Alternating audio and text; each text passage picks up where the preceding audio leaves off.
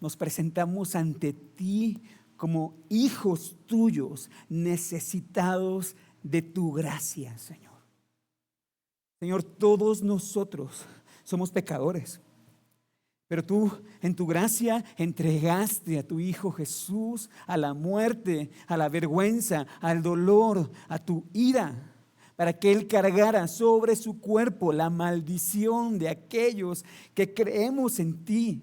Señor, qué privilegio que ahora por causa de Cristo, por su obra, somos llamados hijos.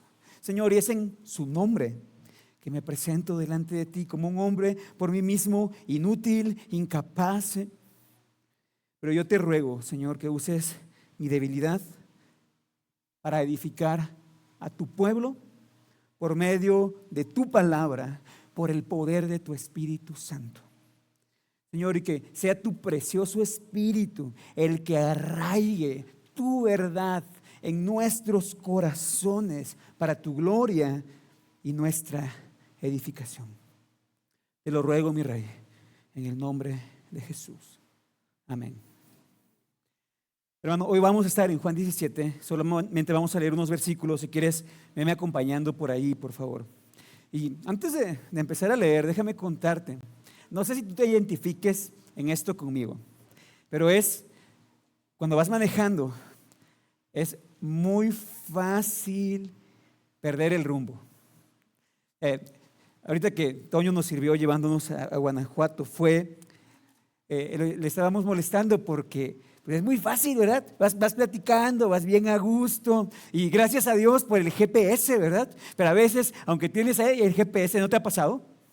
Y te pasas la salida, ¿no? Y hay problemas, hay veces que te pasas la salida y son kilómetros y ya perdiste media hora en lo que te diste la vuelta. Bueno, déjame contarte algo que me pasó hace muchos años, yo creo que unos 19 años, antes de la era del GPS, ¿verdad? Yo viví, como leyó Toño, en la costa de Oaxaca, en Bahías de Huatulco. Ahí conocí a esa bella mujer que está ahí. Amén, ¿verdad? Y bueno, yo viví casi 2 años ahí en la costa. Normalmente, no recuerdo ya el contexto bien de esa ocasión. Íbamos caminando, ella era mi novia, ¿verdad? Sobre un bulevar. Bahías de Huatulco es precioso, no sé si lo conoces. Está en las playitas por ahí. Y muy cerca de una playa estábamos caminando sobre un bulevar, cerca de una bahía que se llama Chahué. Se acerca un carro, vimos que se estaciona. Y clásico, baja en la ventana y para preguntar, yo me acerco, ¿verdad?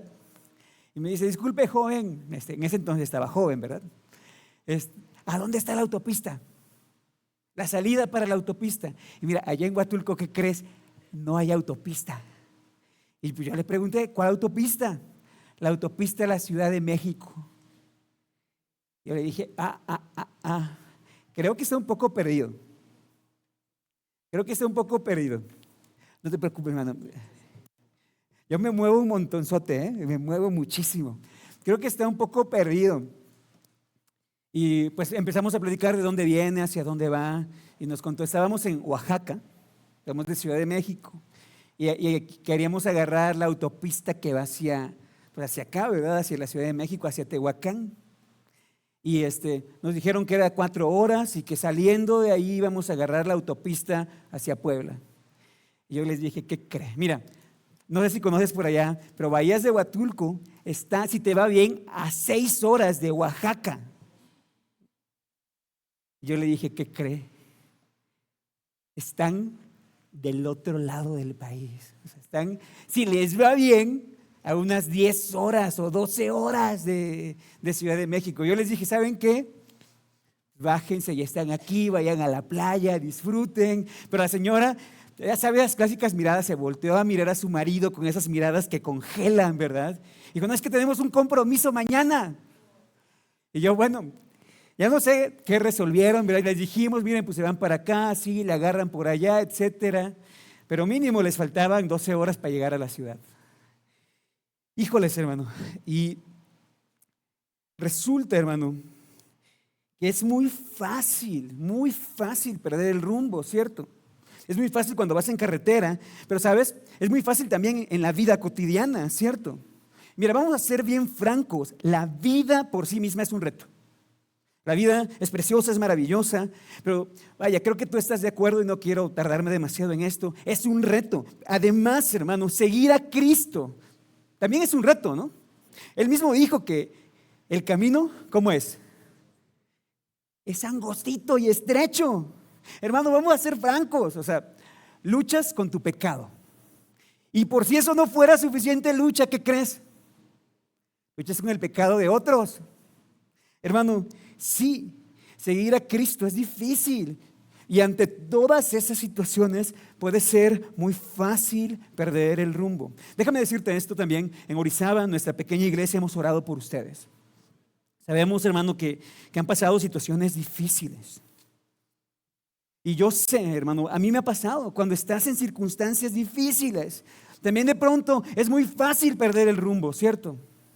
Empiezas a mirar cosas que no mirabas antes, empiezas a entristecerte por cosas que antes te daban gusto o a enojarte por cosas que al principio pensabas que eran una bendición.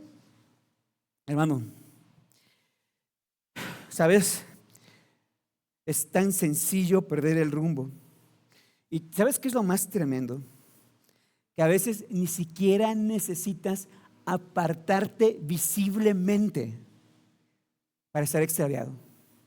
Es decir, podemos permanecer, yo fui uno de esos, años sentados en una iglesia, haciendo las cosas bien, haciendo las cosas que hacen los cristianos, ¿verdad? Aplaudiendo bonito, levantando las manitas cuando es necesario, orando por los alimentos y haber perdido el rumbo sin darte cuenta. Y de pronto te vaya a pasar como esta familia, ¿verdad? Estás lejos y extraviado. Hermano, hoy te quiero pedir que me acompañes. Vamos a leer solo un fragmento de Juan 17. Y mi oración es que el Señor nos permita juntos encontrar ahí su verdad. Vamos a estar leyendo a partir del versículo 14. Y voy a ir leyendo por fragmentos. ¿Qué te parece? Juan 17, del 14 al 16, dice lo siguiente: yo les he dado tu palabra y el mundo los ha odiado, porque no son del mundo, como tampoco yo soy del mundo. No te ruego que los saques del mundo, sino que los guardes del maligno.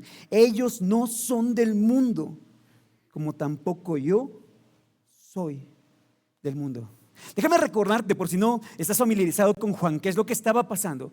Esta es, mi querido hermano, la última oración registrada de Cristo. Literalmente están a unas horas de que Él sea crucificado. Y Cristo ya viene orando. Estamos agarrando prácticamente la mitad de la oración. Y vamos a ver solamente unos versículos. Cristo está revelando su corazón al Padre. Mi querido amigo, cuando tú y yo estamos en problemas, estamos en conflictos, ¿cómo oramos? Mira, cuando todo está bien y oras por los alimentos, entonces, Señor, gracias por los alimentos, Señor, te bendigo, te doy un nombre de ser, amén, ¿no? Nunca has orado así. Hay veces que oramos y todo está suave en la familia, no tienes problemas económicos, la familia está tranquila, hay salud. Y hay veces, vamos a ser francos, hermano, que oramos solamente por un compromiso, por costumbre, por religiosidad. Pero ¿cómo oramos cuando las cosas se están poniendo difíciles? Cuando oramos ante momentos de crisis. Hermano, Cristo sabía lo que iba a pasar. Estaba a punto de cargar sobre sus hombros el pecado de todos aquellos que el Señor había destinado para salvación. Él sabía lo que iba a cargar. Sus discípulos estaban allí escuchando su oración. Y mira, mi querido hermano, quiero llamarte la atención. Yo estoy convencido que Juan 17 es un pasaje que deberíamos leer continuamente, porque nos revela el corazón de Cristo para su pueblo. Y mira lo que está diciendo. Y quiero que notes algo, por favor. Observa, por favor, los versículos 14 y observa el versículo 16. Yo le digo a la iglesia que aquí tenemos un sándwich. Si a ti te gustan las palabras así rimbombantes, es un inclusio. Ya, hermano, déjame preguntarte algo. Si tú agarras una hamburguesa, ¿qué tiene la hamburguesa? Pan arriba, pan abajo. Y en medio, ¿qué va? Medio kilo de una hamburguesa de arrachera. ¿Te parece o no te parece? Una pregunta, ¿qué es lo más importante? ¿El pan o lo de en medio? Lo de en medio, claro que sí, ¿verdad? Y mira, hermano, cuando tú encuentres una estructura así, normalmente es porque se está enfatizando lo que está en medio. Y quiero que observes, porque el versículo 14 y el versículo 16, no sé si lo notaste, son muy parecidos. Tienen otros detalles y quiero que observemos, hermano. Mira lo que dice Cristo en el versículo 14. Yo les he dado tu palabra. Los discípulos, mi querido hermano, imagínate qué tremendo privilegio. Ellos caminaron durante 3 años con el Salvador, escucharon sus enseñanzas. ¿Qué habrá sido estar en el monte escuchando el sermón? ¿Qué habrá sido? Yo la primera vez que leí la Biblia, yo me imaginaba, ¿qué habrá sido haber ido en la barquita y haber escuchado al Señor levantarse y reprender al mar?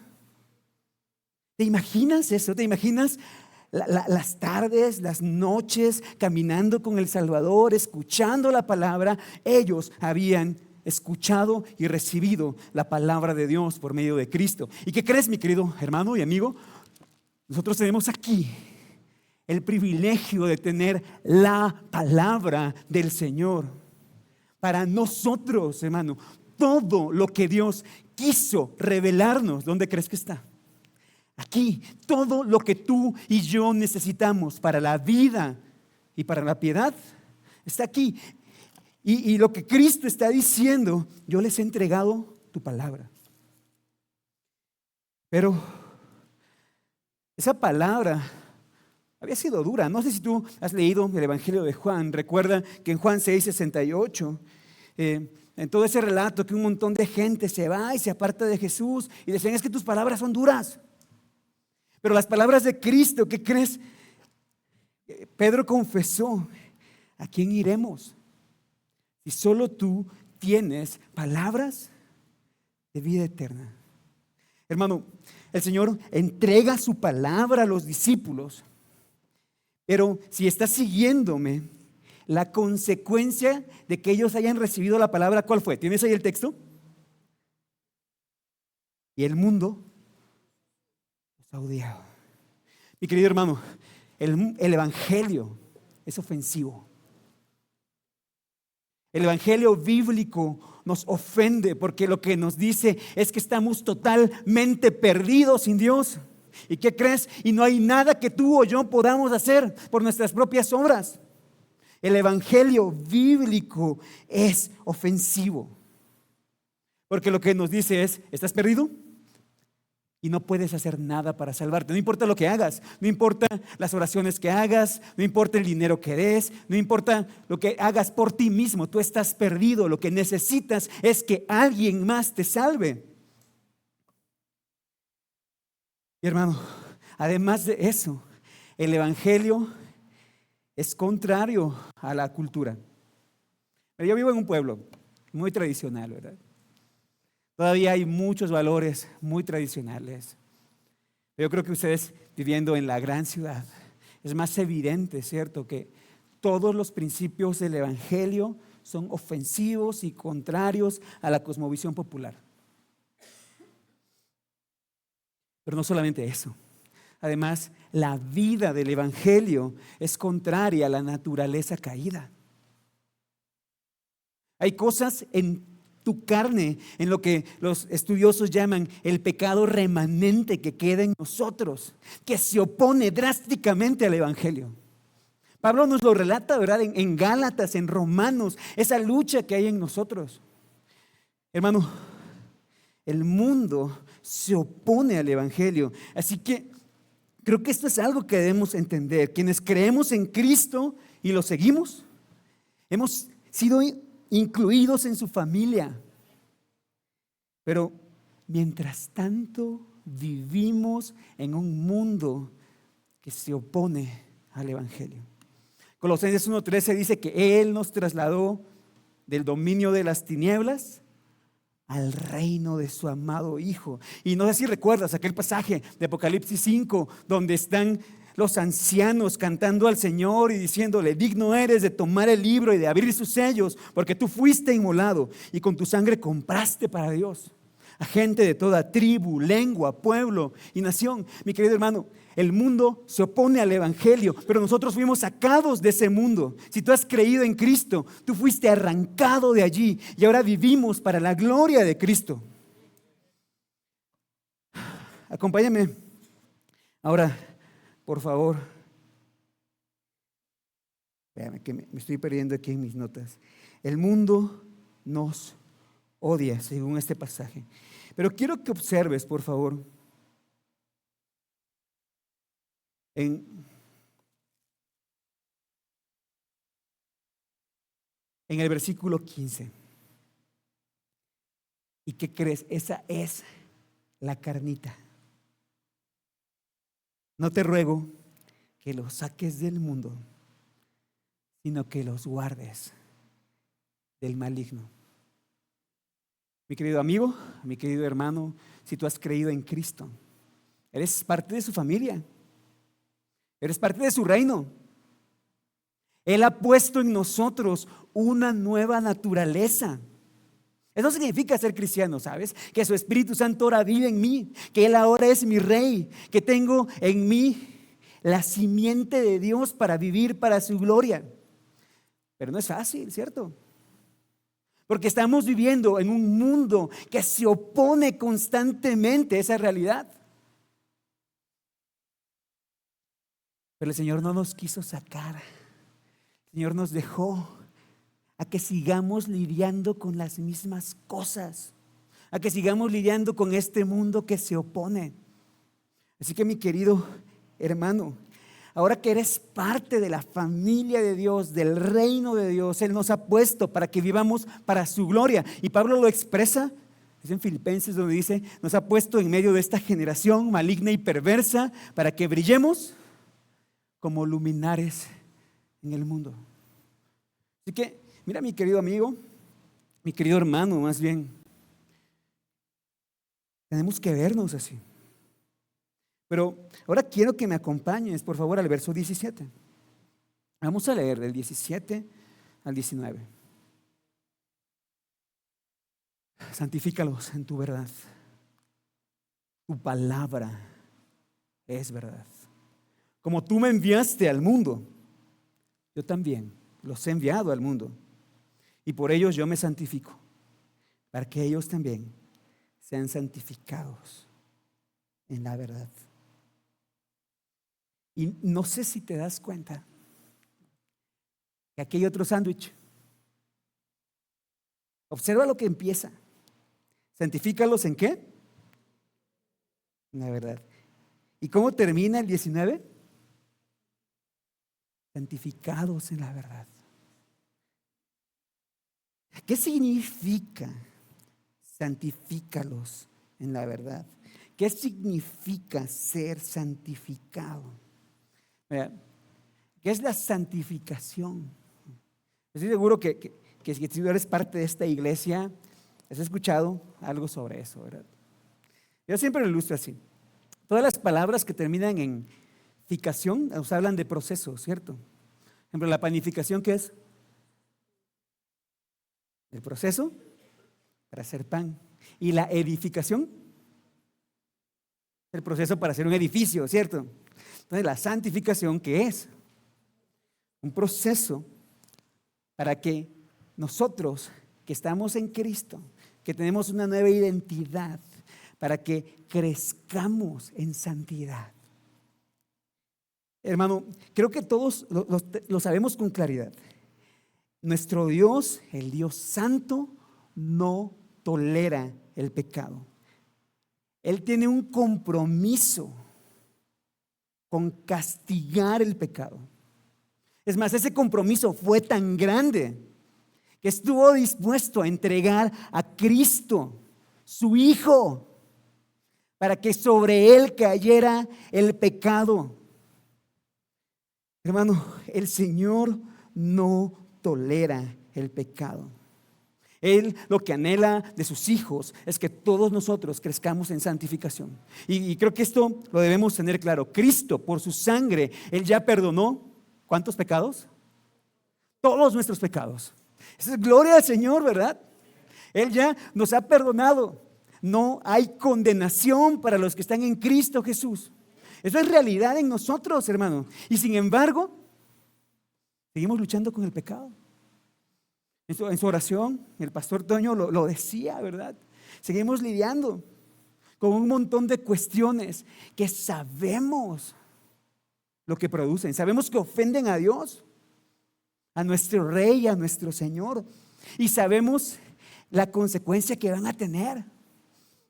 Hermano, santificar entonces significa el proceso que el Espíritu Santo nos está sometiendo para que la imagen de Cristo sea formada en nosotros. Es que crezcamos en esa capacidad de reflejar el carácter de Cristo en nuestra vida cotidiana. Yo luego les digo así, por ejemplo. Si tú estás casada, hermana, imagínate a tu esposo con el carácter de Jesús. ¿Cómo se vería? Chulada, ¿verdad? Qué barbaridad, ¿no? Y a la inversa, ¿verdad? Imagínate si estás casado, a tu esposa reflejando el carácter de Cristo. ¿Qué crees? Esa es la meta del Señor. Que podamos crecer en santificación, que cada día, hermano, podamos parecernos un poquito más a Jesús. Y yo sé que a veces parece que avanzamos con pasos de gallo gallina, ¿verdad? Pero es algo que el Señor, si tú eres un creyente, si tú has confiado en Jesús para salvación, Él lo está haciendo. Porque Él lo prometió. Y es lo que Cristo está orando. O sea, imagínate qué importante es esto para Jesús. Él lo oró en su última oración registrada. Él está pidiendo que santifícalos. ¿Pero en qué? Y aquí nos va a decir el medio. Santifícalos en tu verdad. Hermano, la palabra del Señor es mucho más que letras, mucho más que literatura. Es el mensaje revelado. Lo que el Dios eterno y todopoderoso, el creador, imagínate, el creador de todo. Te voy a presumir mi pueblo, ¿sabes? Cada vez que yo salgo, bueno, ahora nos mudamos, ahora ya no se ve igual, ¿verdad? Pero hace 2 meses, cuando vivía en mi antigua casa, cada vez que yo salía, en el primer semáforo, levanto la vista y tengo el pico de Orizaba en toda su gloria.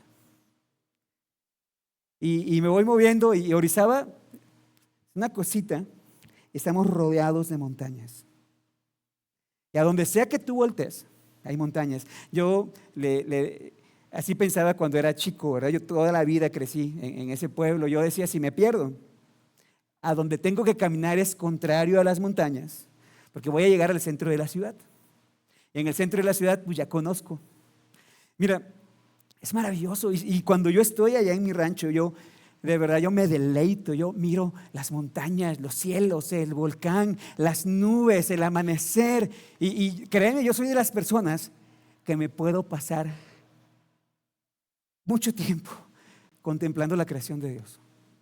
Es increíble, ¿sabes? Ver la inmensidad. A mí me encanta estar en las montañas. Y cuando subo una montaña puedo perderme. Hay una montaña, si algún día visitas a Orizaba, mándame un mensaje y te voy a llevar al Cerro de Escamela. Son unos 600 metros de ascenso, pero cuando tú lo subes tienes una vista impresionante del volcán. Y yo me pregunto, qué pequeño soy.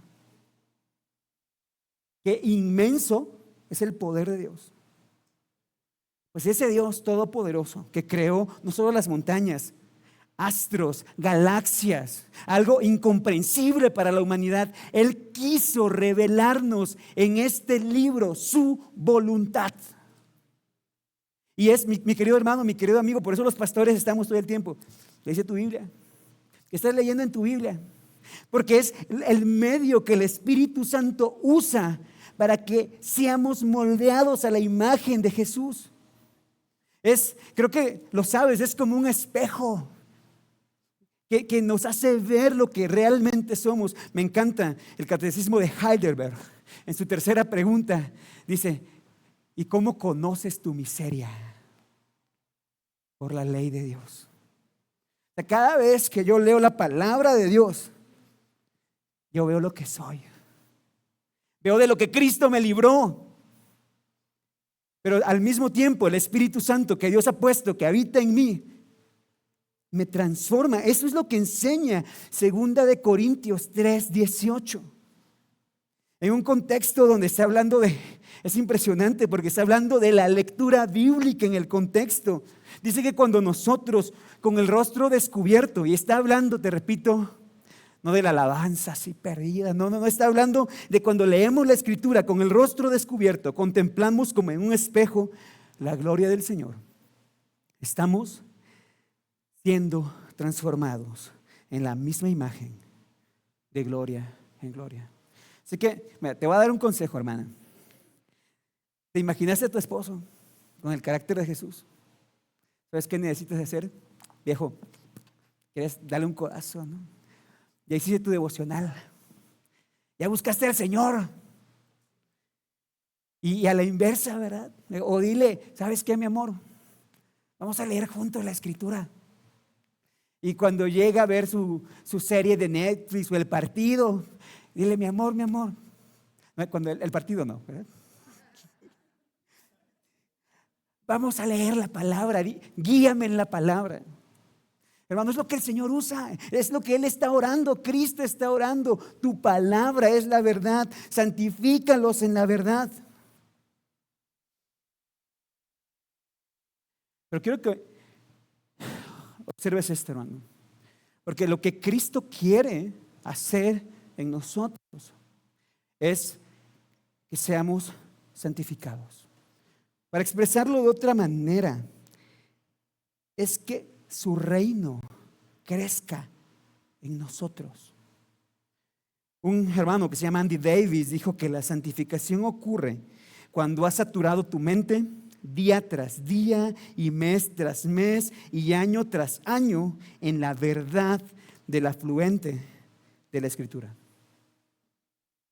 Es el Espíritu Santo lo que usa para transformarnos a la imagen de Jesús. Es la palabra. Y mira, déjame decirte esto. Te voy a contar algo que no lo tengo. ¿Qué hora es? ¿Me dijiste que 1:30, Toño? 2 horas. Ok. Mira, déjame contarte algo. Nosotros somos también una iglesia joven. Estamos rentando un local.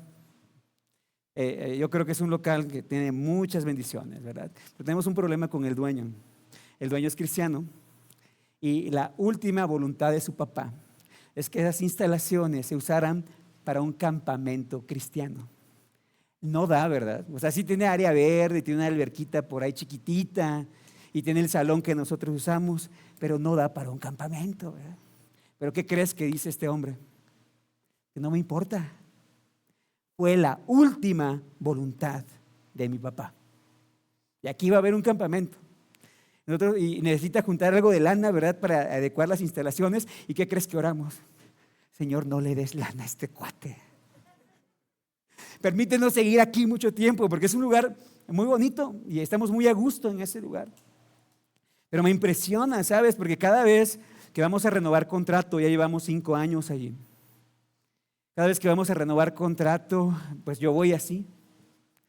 Falta que ya nos vaya, porque él me ha dicho así. Es que es la última voluntad de mi papá y la voy a cumplir. Me impresiona, de verdad. Pero en este pasaje lo que nosotros tenemos es a Cristo dando orando, no pidiéndonos a nosotros, porque nosotros éramos incapaces de lograrlo, pidiéndole al Padre que Él santificara a los suyos. Pero no es todo lo que pide en estos versos. Quiero que observes, ¿verdad? En el verso 18 Él va a pedir otra cosa. Como tú me enviaste al mundo, yo también los he enviado al mundo. Y eso está genial, hermano. O sea, Cristo está orando. Es otra manera de decir, ¿te acuerdas del Padre Nuestro? Padre nuestro que estás en los cielos. ¿Qué más dice? Santificado sea tu nombre. Y luego, mira, esa frase, venga a nosotros tu reino, ¿eso qué significa?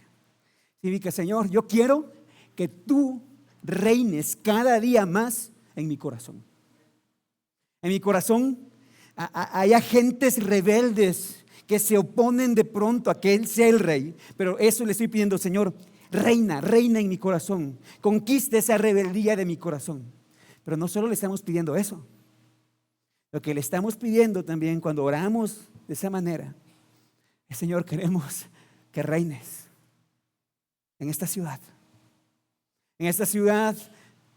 que está manchada por el pecado, en esta ciudad donde vemos las evidencias de la muerte que produce el pecado, donde vemos el dolor del pecado, de esas relaciones rotas por causa del pecado, donde vemos esas familias destruidas. Lo que le estamos pidiendo al Señor es, Señor, reina en esta ciudad. Tienen una chambota, hermanos. Lo bueno es que Orizaba tiene 120,000 habitantes. Que Cristo reine en esta ciudad. Y Él lo que está diciendo, Señor, como tú me enviaste, te envió. ¿Eso qué significa? Es tremendísimo, hermano, te soy franco. Yo estoy seguro que podríamos hacer una serie de sermones basados en esta petición del Señor. ¿Cómo vino Cristo? Y fíjate que en Juan 20:21, porque aquí es una oración, pero en Juan 20:21, Cristo ahora le dice a los discípulos, como el Padre me ha enviado, así también yo los envío. Esa es la pregunta. O sea, entonces, ¿cómo mandó el Padre al Hijo? Solo déjame ponerte un ejemplo. Filipenses 2. No sé si conoces el pasaje.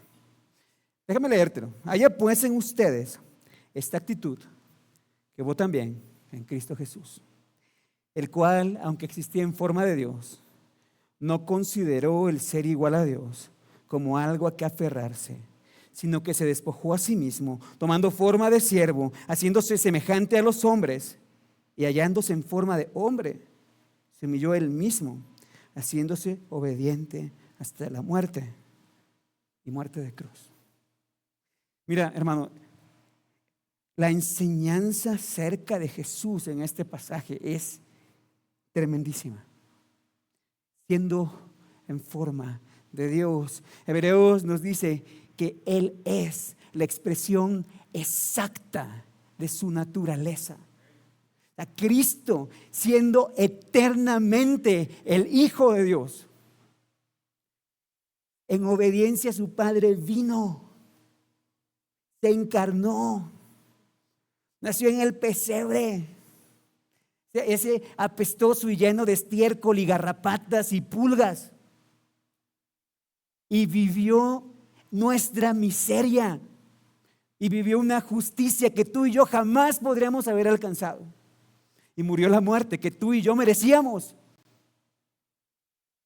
en obediencia al Padre. Y lo que nos está diciendo este texto, mi querido hermano, es que Él nos envía de la misma manera que el Padre le envió. Cada iglesia tiene sus retos, ¿sabes? Cada contexto es diferente. Pero lo que sí sé, y es un patrón, es que cuando tú estás, ahora se ha puesto muy de moda esta frase, en tu zona de confort. Es bien fácil ser cristiano si solo vienes los domingos, y eso es toda tu vida cristiana. Y yo luego les digo, o sea, hay gente que para la que ser cristiano es un hobby. O sea, algunos los domingos se van a correr, otros se van a practicar senderismo. Bueno, aquí no sé cuántos hobbies puedan tener en esta ciudad. En mi ciudad es todo lo que puedes tener, ¿verdad? Vete a correr o a las montañas o a nadar. Y hay gente que los domingos pues, se va a la iglesia, ¿no? Yo les digo así a los hermanos, mira, si para ti el cristianismo es un hobby, mejor búscate otro hobby. Porque, mira, lo que nos está impulsando a salir de esa zona de confort no es una imposición, no es una demanda, es el inmenso amor de Cristo. Él, siendo Dios, se despojó para servirnos. Él no dejó su comodidad, no dejó su sofá, ¿verdad? Y su control remoto.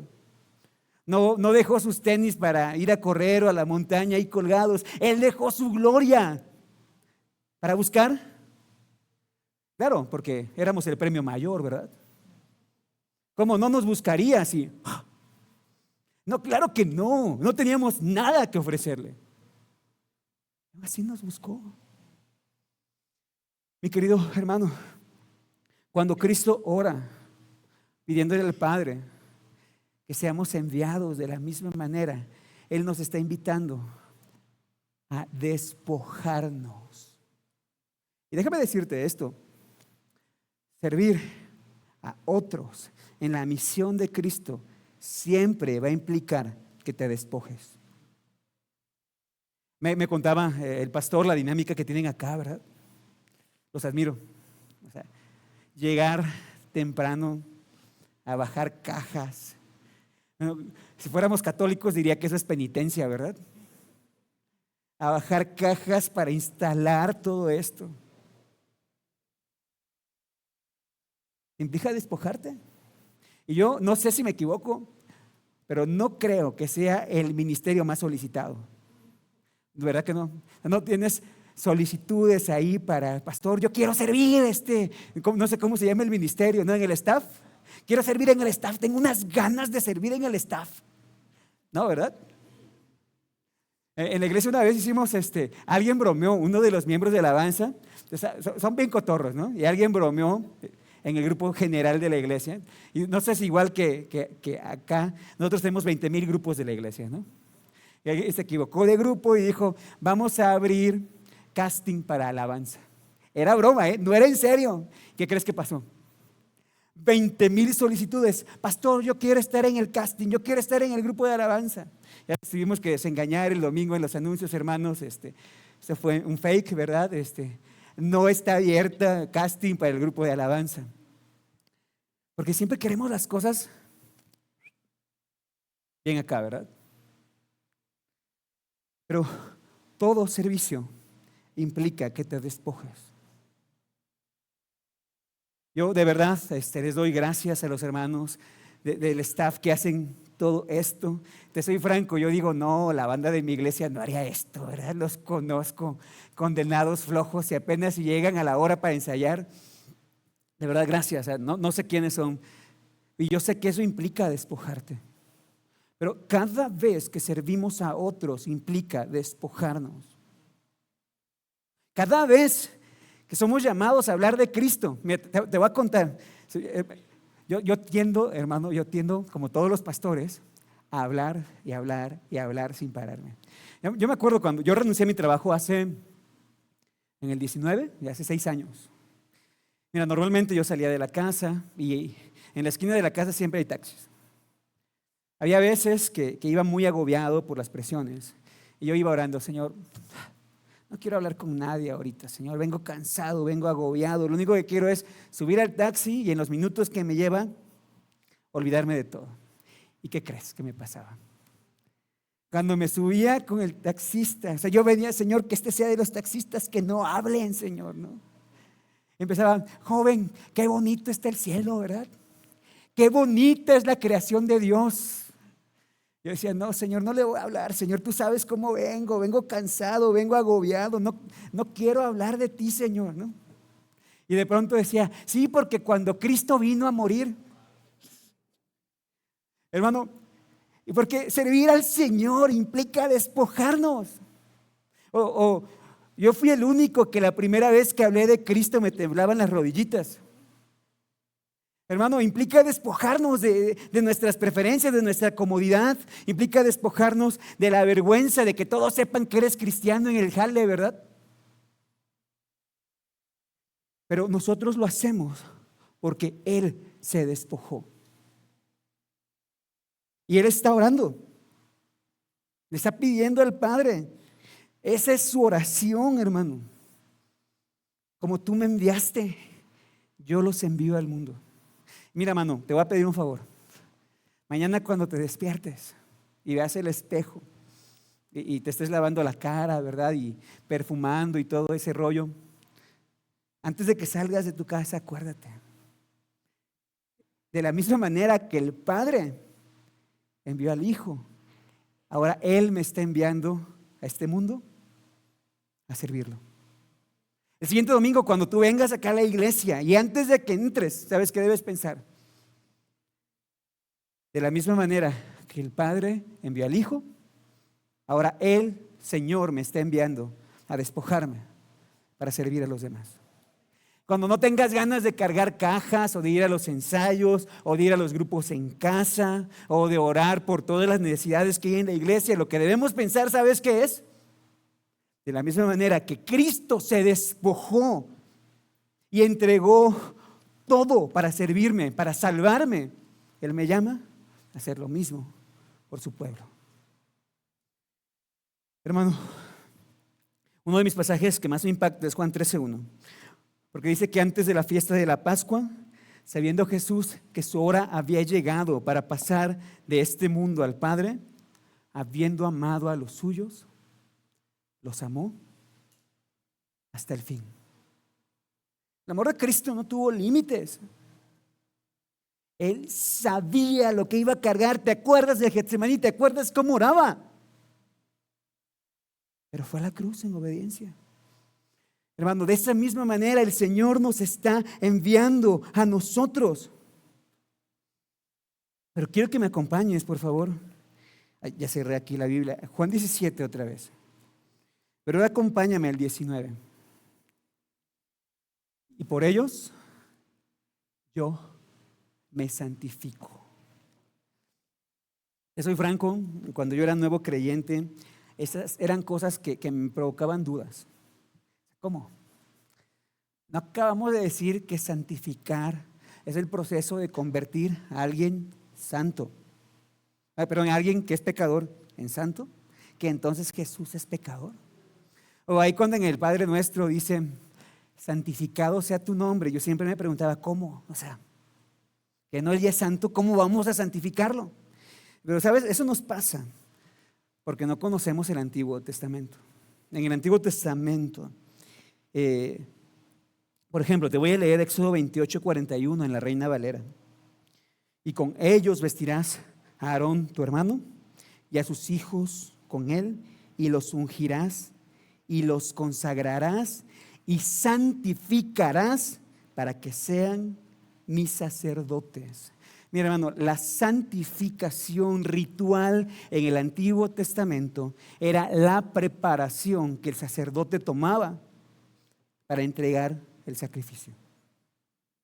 El sacerdote tenía que ser santificado ritualmente. Era toda una serie de protocolos que exaltaban la santidad de Dios. Y él tenía que hacer ese proceso para poder entregar el sacrificio. Entonces, ¿qué quiere decir Jesús aquí cuando dice, por ellos me santifico? Lo que él está diciendo, en este momento me estoy preparando para ir a la cruz. Y él desde la eternidad, hermano, estaba determinado que el Cordero habría de morir en la cruz. Cristo se está consagrando a sí mismo como sacerdote para ofrecerse él mismo como un sacrificio. En Hebreos 7 nos enseña qué tipo de sacrificio es. Convenía que tuviéramos tal sumo sacerdote santo, inocente, inmaculado, apartado de los pecadores y exaltado más allá de los cielos, que no necesite, como aquellos sumos sacerdotes, ofrecer sacrificios diariamente, primero por sus propios pecados y después por los pecados del pueblo, porque esto Jesús lo hizo una vez para siempre, cuando Él mismo se ofreció. Hermano, cuando Cristo dice entonces, por ellos yo me santifico, Él está hablando de toda su vida como hombre que vivió en absoluta santidad, sin pecar jamás, nunca, absolutamente. Y está hablando de su determinación de en obediencia ir a la cruz. Está hablando de que Él estaba dispuesto a cargar sobre su cuerpo en el madero el pecado de todos nosotros. Hermano, y creo que esto es bien interesante, porque cuando hablamos tienes que despojarte, tienes que servir a otros, tienes que crecer en santificación, tienes que hablarle a otros de Cristo. Uno dice, híjole, esto está bien canijo, ¿no? Mejor si le voy a hacer caso al pastor y me voy a ir a correr los domingos. ¿Por qué? ¿Qué es lo que nos mueve a hacerlo? ¿Sabes? La fuente de donde emerge todo eso es del inmenso amor de Jesús. Él te amó. Mira, mi querido amigo, eso es increíble. Él nos amó cuando no había nada digno de ser amado en nosotros. Y mira, no importa quién seas, no importa lo que tengas, no importa tus talentos naturales, delante de Dios, todo lo que tú y yo tenemos o somos o hacemos es nada. No importa que seas un gran orador, ¿verdad? Y digas, claro, el Señor me llamó porque predico bien chido. No, hermano, claro que no. No tenemos nada. Lo único que teníamos delante del Dios Santo era nuestro propio pecado. Y a pesar de eso, el Hijo Eterno se entregó a la muerte, se santificó por nosotros. Hermano, esa es la fuente, eso es lo que nos motiva a crecer en santidad, eso es lo que nos motiva a despojarnos a nosotros mismos para servir a otros y para proclamar de Cristo. Déjame ponerte un ejemplo. Y es un ejemplo muy tonto lo que te voy a poner, ¿sabes? Perdóname, pero creo que es muy tonto, pero creo que lo aclara muy bien. El perdón de nuestros pecados fue comprado por Jesús a un precio altísimo. ¿Estás de acuerdo conmigo? Ahora nosotros, es la obra de Cristo lo que nos motiva a permanecer y crecer en santificación. ¿Estás de acuerdo? Mira, yo no sé si te ha pasado esto. Cuando mi esposita está en la casa, está haciendo el quehacer, ¿verdad? La belleza es clasiquísima. Acaban de trapear el piso. Y tú vienes de la calle, ¿verdad? ¿Qué es lo que te dicen? Ojo con los zapatos, ¿verdad? Ojo con los zapatos. ¿Por qué? Vas a ensuciar el piso que se acaba de limpiar. ¿Y sabes lo que yo luego le decía a mi esposa? Pues ahorita se limpió otra vez, ¿no? ¿Cuál es el problema? ¿Sabes cuándo cambió? Cuando yo empecé a trapear la casa. Cuando yo agarré el trapeador, ahí sí no, y venían entrando, tengo 2 niñas, mis hijas, quítense los zapatos. Por favor, si van a entrar, quítense los zapatos. Hermano, y yo entendí esto, yo entendí que cuando yo ensuciaba el piso, lo que yo estaba menospreciando era lo que a mi esposa le había costado limpiarlo. Y mira, déjame decirte esto. Nuestra santidad, este estado de justificación que el Señor nos ha dado, costó demasiado alto. Lo pagó, dice Pedro, no con baratijas como oro o plata, con la sangre preciosa de Jesús. Y tú eres como yo, somos hombres que estamos luchando con el pecado, que hay momentos donde te enfrentas con ese pecado, ¿verdad? Que está delante de ti, que te tienta. Y vamos a ser francos, hay momentos donde nuestro corazón pecaminoso nos está inclinando hacia allá. No importa el color que tenga tu pecado, ¿verdad? En ese momento lo que debemos recordar es lo que costó mi justificación, lo que costó mi salvación, la sangre de Jesús. Y huye del pecado. Acompáñame por favor finalmente los versículos del 20 al 21. Y antes de que los leamos, déjame preguntarte algo. ¿Tú cómo la ves? O sea, porque si nos quedamos con lo que Cristo está pidiendo, vamos a ser francos, es difícil. Está canijo, ¿no? O sea, parecerme yo a Jesús. Yo servir a otros y ni puedo con mi vida. Pero el Señor nos ha enseñado que es por causa de Él. Él nos ha dejado su espíritu, su palabra, pero ¿qué crees? Además no nos ha dejado solos. Nos ha dado una familia que nos ayuda. Mira, 20. Pero no ruego solo por estos, sino también por los que han de creer en mí por la palabra de ellos, para que todos sean uno. Como tú, oh Padre, estás en mí y yo en ti, que también ellos estén en nosotros, para que el mundo crea que tú me enviaste. Pero creo que es obvio lo que está pidiendo Jesús. Aquí Cristo está pidiendo: Señor, no te pido solo por los 11, te pido por Corandeo, te pido por Gracia Soberana en Orizaba, en Ciudad Juárez, por todos los que habrán de creer. Pide por nosotros. Mira, Cristo cuando está orando te tenía a ti en mente. Pero ¿qué pide? Observa, para que todos, ¿cómo dice el 21? Para que todos sean uno. Hermano, qué bendición tan tremenda. Porque ahora que estamos en Cristo, hay una unidad real en el pueblo de Dios. Mira, porque normalmente lo hablamos así como: hermano, tienes que luchar por la unidad. Y hay verdad en eso, ¿sabes? Pero Cristo está pidiendo que sean uno. ¿Y tú qué crees que le dice el Padre? Sí, pero en Corandeo no. No. O sea, ¿cuál crees que es la respuesta del Padre al Hijo cuando le dice: Señor, que ellos sean uno? El Señor ya nos ha otorgado esa unidad como un cuerpo. ¿Y sabes por qué es? Por algo muy sencillo: porque todos nosotros que hemos creído en Jesús estamos unidos a Jesús. Y eso viene en un combo, ¿eh? O sea, porque yo estoy unido a Jesús, tú estás unido a Jesús, Él está unido a Jesús, y por lo tanto somos parte de lo mismo. Y la expresión de esa unidad es la iglesia local. Es cierto que somos uno con todos los creyentes genuinos de todos los tiempos. Pero yo no puedo. Hay creyentes en China, en Japón, en Corea del Norte que yo no conozco. Pero el Señor nos ha puesto en una familia que es la expresión de esa unidad. Hermano, métete esto en la cabeza.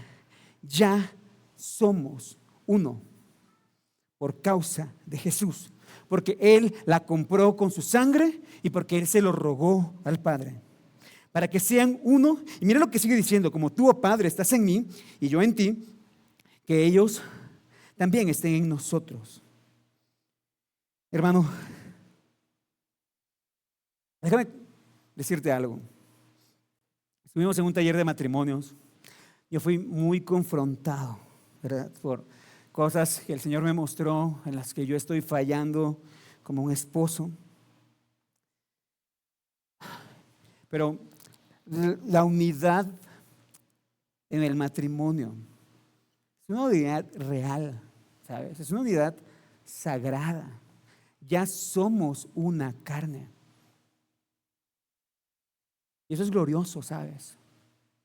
Y déjame decirte esto: después del matrimonio, la membresía de la iglesia es la institución humana más sagrada.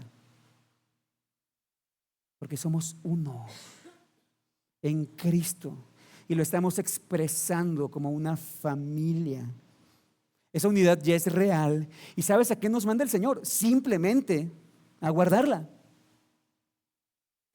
¿Y cómo la guardamos? Haciendo lo que Cristo hizo por nosotros. Amándonos unos a otros, sirviéndonos unos a otros, tratándonos con humildad unos a otros, perdonándonos unos a otros, soportándonos unos a otros. Me encanta esto, ¿verdad? Okay. Lo usaba Carlos también ahorita en el retiro.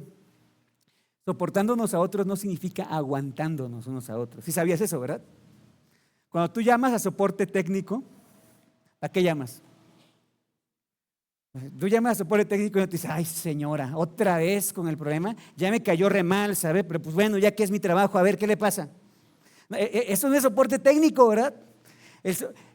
Soportándonos unos a otros es, ya llegó el fulano, me voy a sentar del otro lado porque me cae.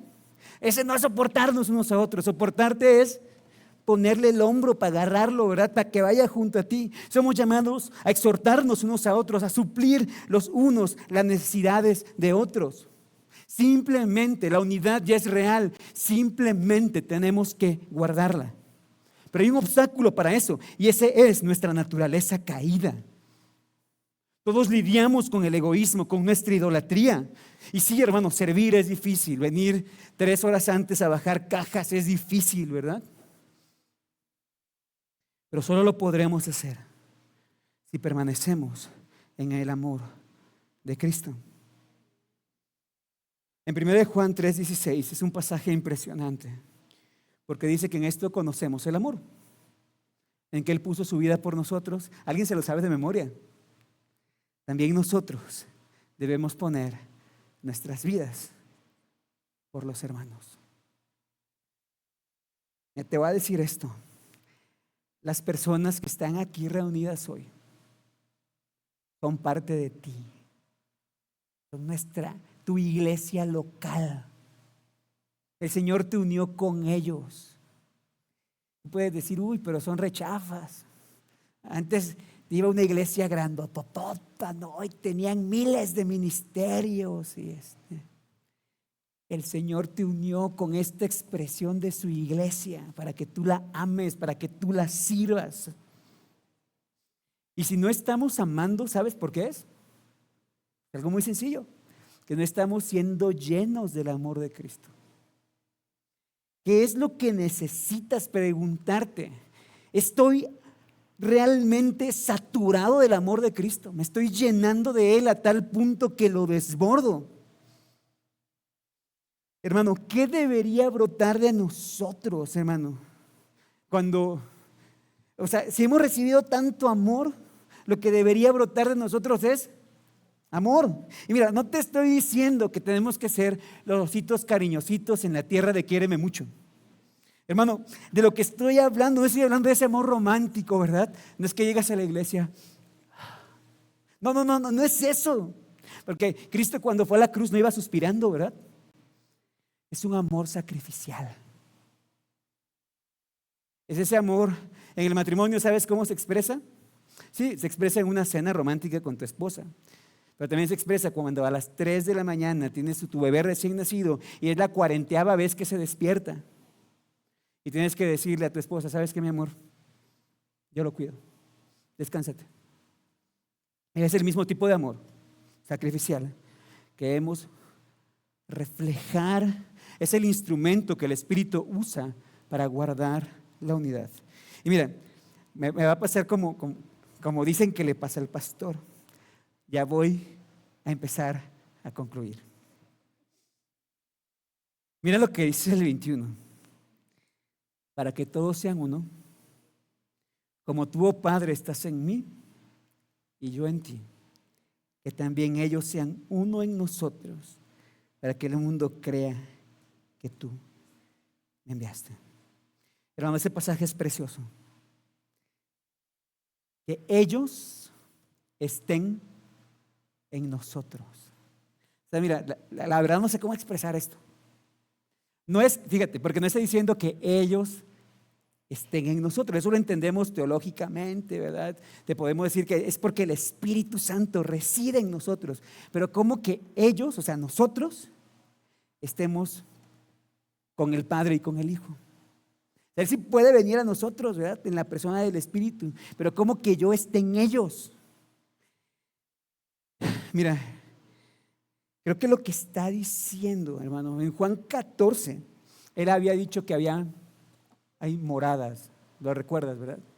¿Sí recuerdas ese mal chiste, verdad? ¿De qué color son las casas en el cielo? Hay moradas. Y lo que Cristo está diciendo, Señor, yo sé que ellos están en la tierra, ¿verdad? Con todos sus rollos, con sus problemas económicos y matrimoniales y de salud y con los problemas en la iglesia. Pero aunque ellos estén allí, que ellos estén acá, con nosotros. Hermano, la idea es que aunque estamos aquí en la tierra, podemos experimentar las bendiciones del cielo en la tierra. Mira, yo estudié, decía Toño, en un seminario teológico. Tenía un compañero bien chistoso que le decíamos el payasú. En ese entonces no había celulares como hoy, ¿verdad? Solo tenían celulares así los más fresones. Cuando marcaban al internado, él vivía enfrente del teléfono. Entonces él salía, contestaba: sucursal de cielo en la tierra, buenas tardes. Y siempre pero mira, entiende esto, eso es real. Si tú estás en Cristo, Él puedes disfrutar de la sucursal del cielo en la tierra. Mira lo que dijo Charles Spurgeon: oh pueblo, sed grandes creyentes, un poco de fe llevará vuestras almas al cielo, pero una fe grande traerá el cielo a vuestras almas. Hermano, es lo que el Señor quiere que experimentemos, esa vida de fe, una vida de entender: ya estoy en Cristo, estoy con Él en las moradas celestiales, ya estoy sentado con Cristo a la diestra de Dios. Hermano, déjame decirte esto, porque lo que termina el versículo diciendo: para que el mundo crea que tú me enviaste. Mira, hermano, cuando una iglesia local se compromete a recibir el amor de Cristo y a reflejarlo, se convierte en una evidencia del Evangelio. Y es lo que queremos, ¿sabes? Seamos una evidencia del Evangelio. No queremos ser un club que se reúne. No queremos simplemente porque todos tenemos el mismo hobby de que somos cristianos. Queremos experimentar esas evidencias de gracia entre nosotros. ¿Cómo podemos hacerlo? Llénate del amor de Cristo.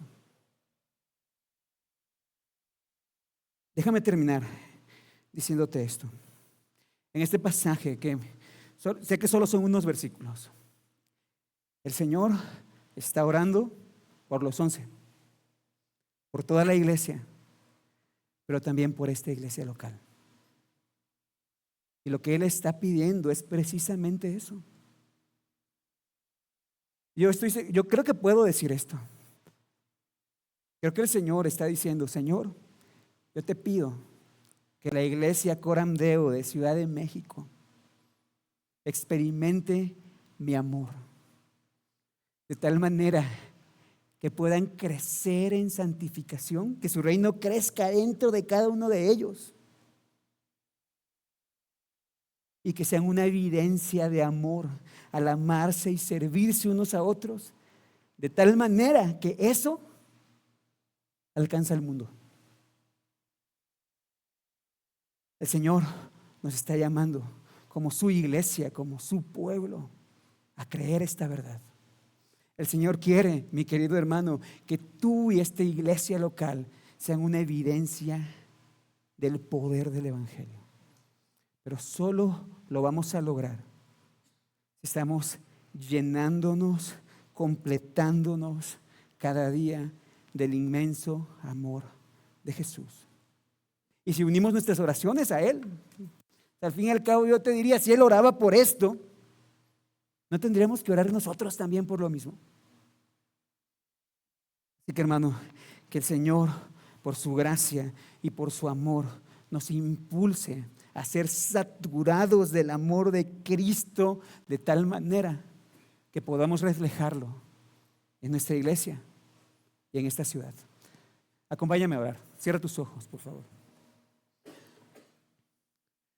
Señor, en esta tarde, yo te alabo por tu gracia.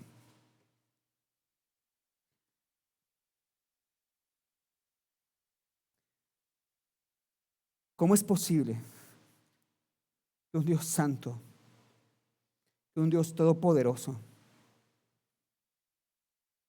haya decidido voluntariamente hacerse hombre y sufrir la cruz, menospreciando la vergüenza, para que hoy nosotros seamos llamados hijos de Dios?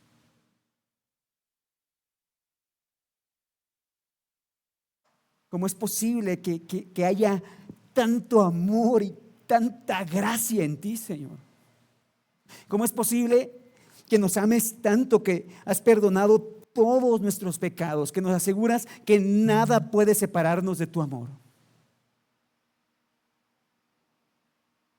Señor, yo te ruego que en esta iglesia sea llena, como se leía hace rato en Filipenses, de una comprensión clara de la inmensidad del amor de Cristo.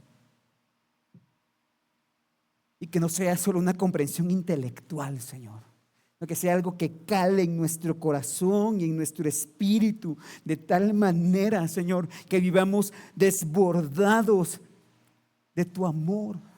Y que podamos desbordar ese amor en nuestro hogar, en nuestra casa, con nuestros hijos, con nuestras esposas o esposos, Señor.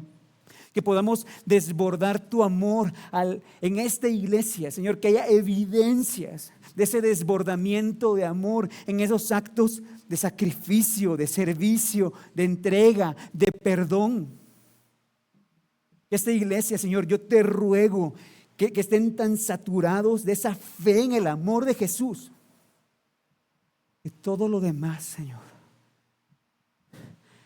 el servicio, el evangelismo, la generosidad, no sea nada más que un reflejo.